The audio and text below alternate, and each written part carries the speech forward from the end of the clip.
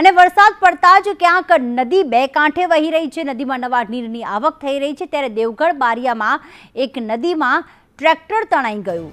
બૈણા ગામે પાનમ નદી આવેલી છે કે જ્યાં એક ટ્રેક્ટર તણાઈ ગયું હતું। પાનમ નદીમાં અચાનક પૂર આવતા ટ્રેક્ટર તણાયું હતું।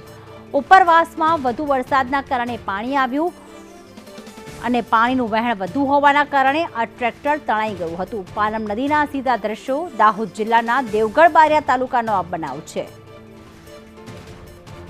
હેમલ અમારી સાથે જોડાઈ ગયા છે।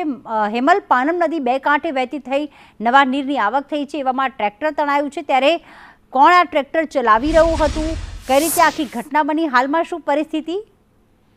ચોક્કસથી બધી વાત કરીએ તો હાલ દાહોદ જિલ્લામાં ચોમાસાનો માહોલ જ જામ્યો છે અને વરસાદની હજી તો શરૂઆત જ છે। તેવામાં જ જે નદી નાળા જે છે ઉપરવાસના વરસાદને પગલે નદી ગામ છે ત્યાં બાજુ ત્યાંની જે પાનમ નદી છે ત્યાં બાજુ ઉપરવાસની અંદર વરસાદને લીધે જે પાણી જે છે ત્યાં આવ્યું હતું, નવા નીરની જે આવક છે નદીની અંદર થઈ હતી। ત્યારે ખાસ કરીને નદીની અંદર રેતી ખનન કરી રહેલા કેટલાક ઇસમો દ્વારા જે ટ્રેક્ટર અને જેસીબી અંદર લઈને રહ્યા હતા, તે એકાએક જ નદીની અંદર પાણી આવતા જે નદીની અંદર રહેલું ટ્રેક્ટર સહિત તેના જે બે વ્યક્તિઓ છે તે પણ ફસાયા હોવાની જે વિગતો છે તે સામે આવી છે। ટ્રેક્ટર ચાલક સહિત અન્ય એક યુવક છે તે બંને જણા અંદર ફસાયા છે। ત્યારે આ સમગ્ર ઘટનાને પગલે આસપાસના ગ્રામજનો છે તેઓને ખબર પડતા તેઓએ જે આવી અને તેઓને બચાવવાની તજવીજ પણ હાથ ધરી દીધી છે। જી, આભાર તમામ વિગતો માટે હેમલ।